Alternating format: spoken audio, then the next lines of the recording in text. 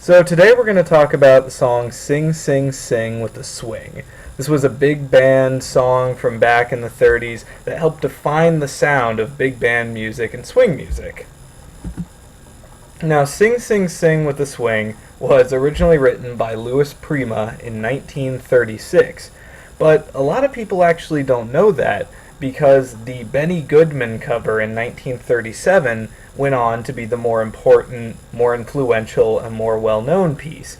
Now that was mostly due to Gene Krupa, the drummer for that particular recording, because this song has the first ever recorded drum solo in modern music history.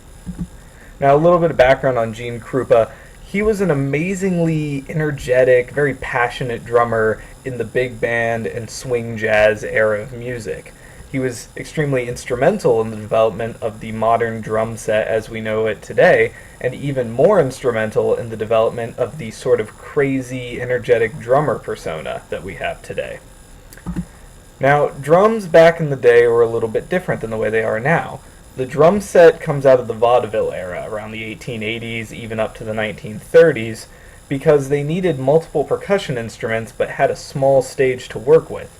So they just took a bunch of these drums, put them together, and said to the nearest drummer, "Hey, play all these."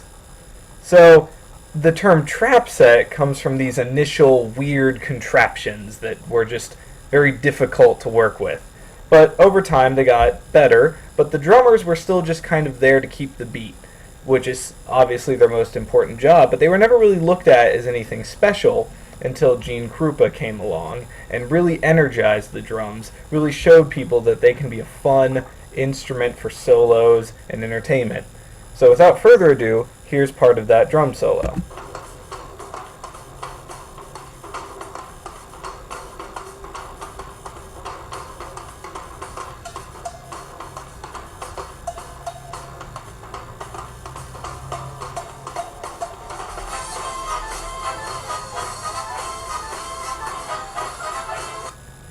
As you can see, Gene really messed with all the different instruments, really got on the toms and the bells, and just had a lot of fun with it.